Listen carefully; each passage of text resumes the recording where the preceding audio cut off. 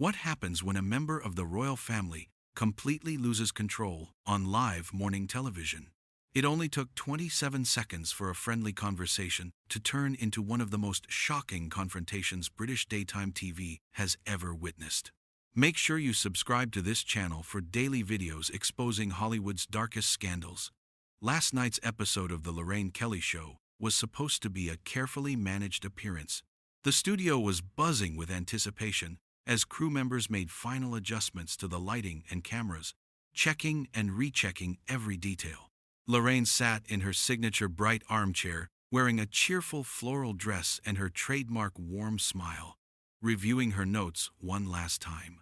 The production team had spent days preparing for this moment, coordinating with security teams, vetting questions through multiple levels of approval, making absolutely sure everything would go smoothly for such a high-profile guest.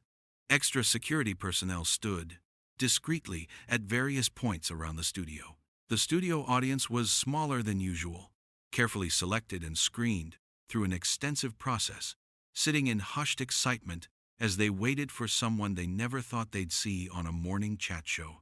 When Prince Harry walked onto the set, the applause was respectful but restrained, almost tentative. He wore a dark gray suit with no tie, looking somewhat tired around the eyes. His famous red hair slightly disheveled, as if he hadn't slept well. He shook Lorraine's hand with a polite smile and settled into the guest chair across from her, accepting a glass of water from an assistant hovering nervously nearby. His smile was polite but guarded, and there was a visible tension in his shoulders as he adjusted his jacket and straightened his posture, glancing briefly at the cameras before focusing on Lorraine. Lorraine leaned forward with her characteristic Scottish warmth, her voice bright and welcoming, trying to set a comfortable tone. "Harry, thank you so much for joining us this morning. I know you don't do many television appearances these days, especially not in the UK, so we're absolutely delighted and honored to have you here with us. How are you finding life these days?"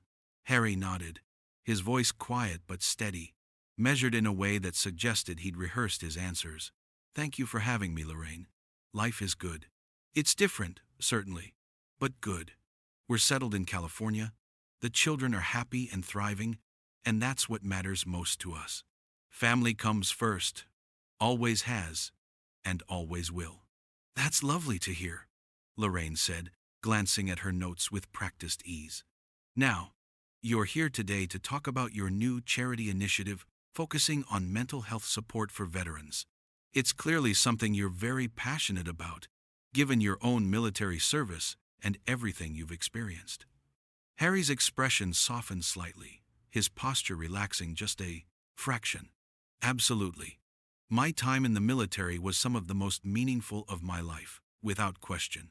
The bonds you form with your fellow soldiers, the sense of purpose you feel, the clarity of mission, it's extraordinary. But the transition back to civilian life can be incredibly difficult for many veterans. They struggle with trauma, with PTSD, with finding purpose again, with feeling understood by people who've never experienced what they have. This initiative aims to provide real, practical support that makes a tangible difference." "That's wonderful work," Lorraine said warmly, nodding along. "And it's great to see you using your platform for such important causes. Though I have to say, your platform has certainly changed quite dramatically over the past few years, hasn't it? From working royal to living in California, writing books, doing high-profile interviews with American media. It's been quite a journey to watch from this side of the Atlantic." There was a subtle shift in Harry's expression, a slight narrowing of his eyes, a tightening around his mouth. "It has been a journey, yes, one that we didn't take lightly, I can assure you. Every decision we've made has been about protecting our family and maintaining our mental health. Those have been our guiding principles throughout everything." Lorraine nodded, but her tone took on a slightly sharper edge. Of course. Though some people might say that seeking privacy while simultaneously doing high-profile interviews and documentaries seems a bit contradictory. How do you square that circle?" Harry shifted in his seat, his jaw tightening. "I think there's a difference between sharing your truth on your own terms and being hunted by tabloids who make up stories about you. We've never asked for complete privacy from the world. We've asked for respect, for accuracy, for basic human decency. Right. But when you sign multi-million-pound deals with streaming services and publishers, aren't you inviting that scrutiny? Lorraine pressed, leaning forward. Aren't you commodifying the very privacy you claim to want? You're profiting from sharing details about your family, about the royal family. The temperature in the studio seemed to drop several degrees. Harry's hands gripped the armrests of his chair. We share our own experiences, our own stories. That's very different from lies being printed about us daily. The British press has been relentless, cruel even, particularly toward my wife. Surely you can see the difference. I can see that you feel there's a difference, Lorraine said carefully. But from the outside, it looks like you want it both ways. You want the privacy, but you also want the platform and the income that comes from revealing private family matters. Your brother, your father, they can't respond publicly to the things you've said about them. Don't you think that's unfair? Harry's face flushed red. Unfair? You want to talk about unfair? My wife was driven to thoughts of suicide by the treatment she received, and the institution did nothing. Nothing. We asked for help, we begged for support, and we were told it would look bad for the family. That's what's unfair. One of the producers off camera made a subtle gesture, trying to signal Lorraine to change subjects, to steer away from dangerous territory. But she pressed on, leaning further forward. I don't doubt that was difficult, Harry, truly. Mental health struggles are serious and real. But you've also said some very damaging things about your family in public forums, in interviews and books. You've accused them of cruelty, of racism, of institutional failure, of all sorts of serious things. And they've maintained a dignified silence throughout. They haven't fought back, haven't defended themselves publicly. Doesn't that dignity, that restraint, mean something? Dignified silence. Harry's voice rose slightly, his hands gripping the armrests tighter. Or complicit silence? There's a massive difference between dignity and cowardice, between taking the high road and refusing to acknowledge wrongdoing. When you refuse to stand up for what's right because you're worried about appearances and protocols, that's not dignity. That's weakness. That's choosing the institution over people, over family. Lorraine's expression hardened, her professional warmth cooling noticeably. That's quite a strong accusation to level at your own family, your own father who's now king. Some might say that's deeply disrespectful to the crown, to the institution your grandmother devoted her entire life to, the institution millions of people respect and support. My grandmother understood duty, Harry said, his voice thick with emotion, his eyes glistening. She lived it every single day of her life. She also understood family. She understood love. She would have wanted us to be happy, to be safe, to be protected.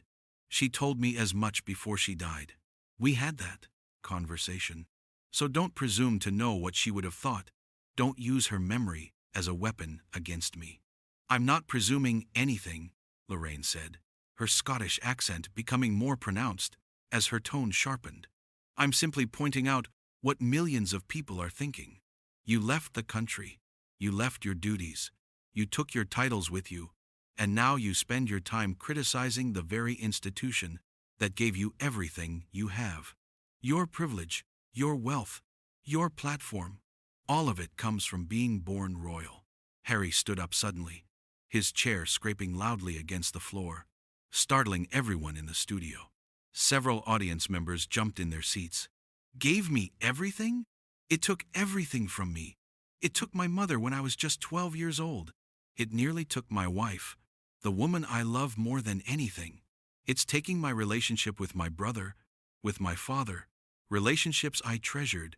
Don't you dare sit there in judgment and tell me what the royal family gave me when you have no idea, no conception of what it cost me, what it continues to cost me every single day. The studio audience gasped audibly, the sound rippling through the space. Lorraine remained seated, but her posture had become defensive, her shoulders squared. Harry, please sit down. We can discuss this like adults, like reasonable people, having a conversation. Adults? Harry laughed bitterly, the sound harsh and painful. Adults like the ones who leaked stories about my wife to the tabloids? Adults like the ones who refused to correct lies because it served their purposes, because it took pressure off other members of the family? Adults like the ones who stood by and watched while she was torn apart? I'm done being lectured by people who've never walked a day in my shoes, who can't possibly understand what it's like.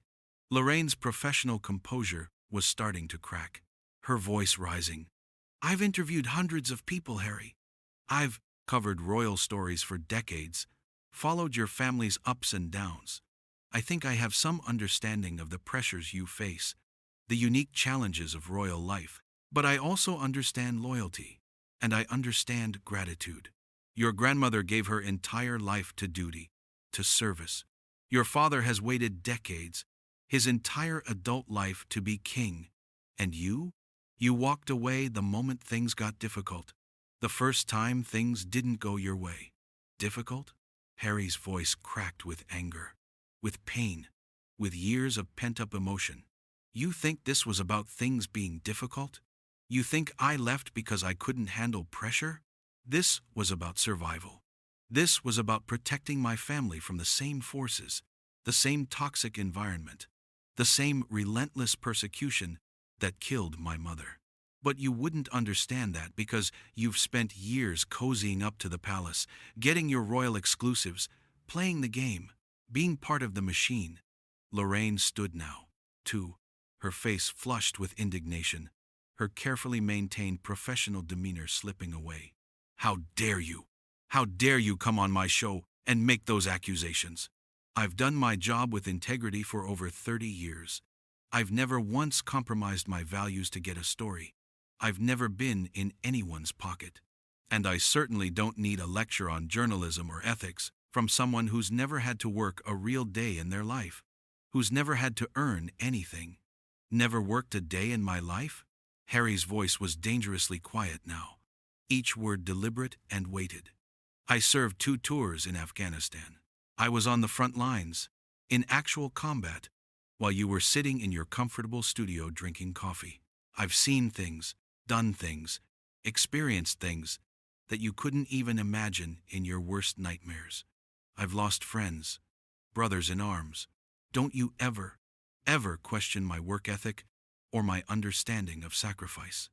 One of Lorraine's producers stepped forward urgently, trying to intervene, hands raised in a placating gesture.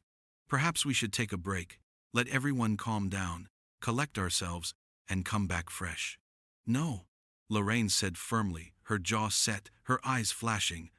We're going to finish this conversation right here, right now. Harry, you came on this show voluntarily. Nobody dragged you here. Nobody forced you to sit in that chair. But if you're going to sit there and insult me, insult the institution I've respected my entire career, insult everything I've built, then you're going to hear what I have to say. You're going to listen for once instead of just talking. Then say it, Harry challenged, his arms crossed over his chest defensively. Stop dancing around whatever point you're trying to make, and just say it.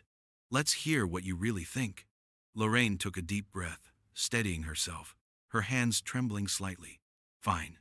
I think you're selfish. I think you've put your own feelings, your own grievances, your own sense of victimhood ahead of your duty to your country and your family. I think you've hurt people who can't defend themselves publicly, people who are bound by protocol and tradition. And I think you're so wrapped up in your own victimhood, so consumed by your own pain, that you can't see how privileged and fortunate you actually are. The studio went completely silent. Even the camera operators seemed frozen in place. Harry's face had gone white, then red, his hands clenched into fists at his sides. You have no right, Harry said, his voice shaking with barely controlled rage. You have absolutely no right to judge me or my decisions. You don't know what we've been through. You don't know what it's like to have your every move scrutinized. Your wife attacked daily. Your child's safety threatened by photographers and conspiracy theorists. Then why do you keep putting yourself in the spotlight? Lorraine shot back. If you want privacy so badly, why are you here? Why do you keep doing interviews? Why did you write a book revealing private conversations and family secrets? You can't have it both ways, Harry. I'm here because I'm trying to do something good, Harry shouted, his composure completely gone now. I'm trying to help veterans, to raise awareness about mental health, to make something positive out of all this pain. But people like you just want to tear me down. You want me to shut up and accept the abuse, to smile and wave while my wife is destroyed by the same press that killed my mother. Nobody wants your wife destroyed, Lorraine said, though her voice had lost some of its edge. But you have to understand how this looks from the outside. You complain about the press while courting it. You talk about family privacy while airing family grievances publicly. You can't expect people to not notice the contradictions. Harry grabbed the small microphone, clipped to his jacket, and yanked it off, not bothering to turn off the battery pack. I don't care how it looks. I care about protecting my family. That's all I've ever cared about. But clearly, that's incomprehensible to someone who's spent their career making nice with the same institution that's caused us so much pain. That's not fair, Lorraine protested, but Harry was already moving toward the exit. Fair? Harry turned back, his voice filled with contempt. Nothing about this has been fair. My mother's death wasn't fair. My wife's treatment wasn't fair. Being forced to choose between my family and my mental health wasn't fair. But I'm done expecting fairness from people who've already made up their minds about me. Lorraine stepped forward, her hand outstretched in a placating gesture. Harry, please, let's just sit down and talk about this properly. We can start over, talk about the charity work. Forget this whole argument happened. Forget it happened? Harry shook his head slowly. You just called me selfish on live television. You questioned everything I've done, everything I've sacrificed. And now you want to go back to talking about charity work like nothing happened? Like you didn't just spend 15 minutes attacking me? I wasn't attacking you, Lorraine insisted, but her voice lacked conviction. I was asking difficult questions. That's what journalists do. If you can't handle being challenged, maybe you shouldn't put yourself out there. Challenged? Harry's laugh was cold and bitter. You didn't challenge me. You judged me. There's a difference. A challenge would be asking me thoughtful questions about difficult decisions. What you did was attack my character, my motives, my entire life. That's not journalism. That's a hit job. One of the studio assistants approached nervously. Sir, if you could just give us a moment to sort this out. There's nothing to sort out. Harry cut him off. I'm leaving. This appearance was clearly a mistake. I should have known better than to expect fair treatment from British television.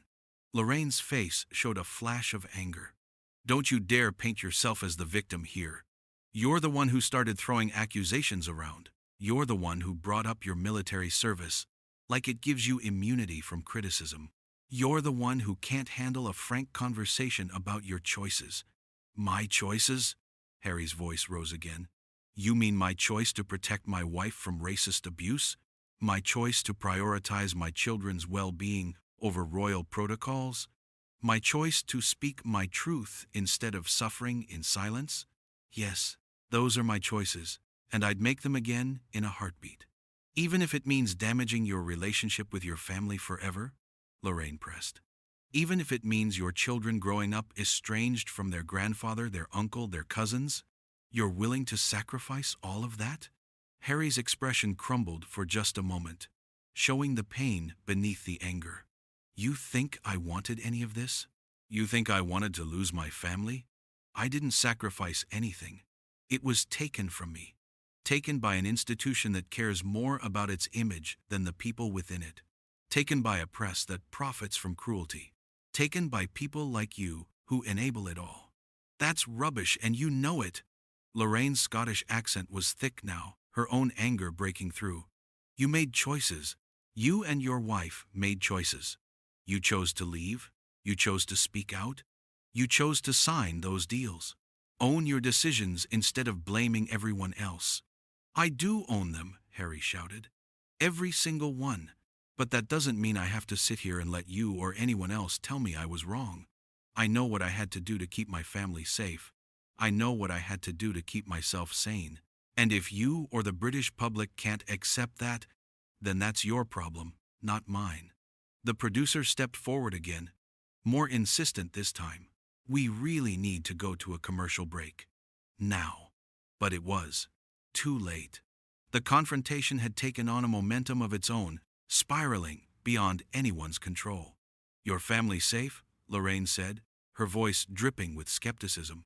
You live in California in a mansion, protected by security, with every comfort imaginable. Meanwhile, your father is dealing with health issues. Your brother is trying to modernize the monarchy while respecting tradition. And you're over there writing books about how terrible they all are. That's not keeping anyone safe. That's burning bridges. My father had decades to show he cared, Harry said coldly. Decades to stand up for us. He chose his institution over his son. Again. Just like he did after my mother died. So don't stand there and guilt me about his health or his feelings, when he's never once put my well-being first. You don't know that, Lorraine challenged. You're making assumptions based on your perception of events. Maybe he did the best he could under impossible circumstances. Maybe he was trying to balance being your father with being heir to the throne. Maybe he made mistakes but still loves you. Did you ever consider that? Of course I've considered it. Harry's voice broke slightly. Do you think I wanted to believe my own father doesn't care? Do you think I wanted to accept that my family would rather protect their precious reputation than protect us?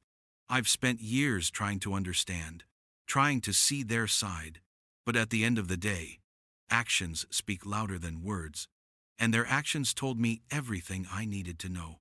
Lorraine's expression softened just slightly. Harry, I can see you're in pain. Anyone can see that.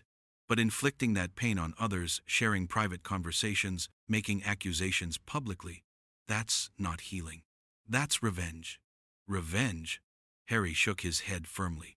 This isn't about revenge. This is about truth.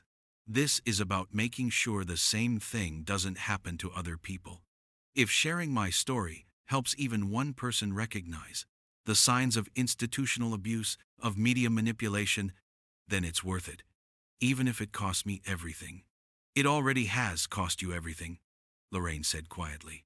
Your titles are essentially meaningless now. Your family won't speak to you. The British public largely sees you as a traitor. Was the truth really worth all of that?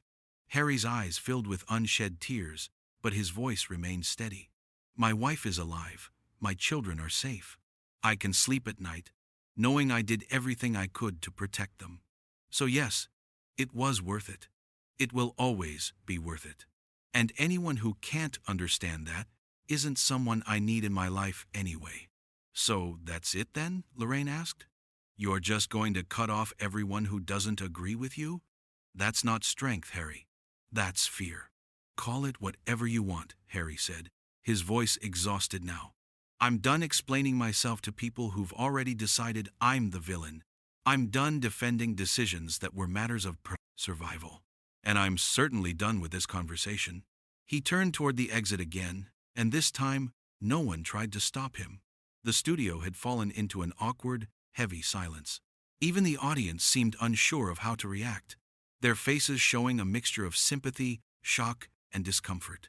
Lorraine called after him one last time, her voice carrying a note of desperation. Harry, you can't just walk out. We still have 10 minutes left in the segment. Think about the charity. Think about the veterans you're here to help. Harry paused at the door, his back to the cameras. The veterans I'm trying to help would understand why I'm leaving. They know what it's like to be in an impossible situation. They know what it's like to be attacked for doing what you believe is right.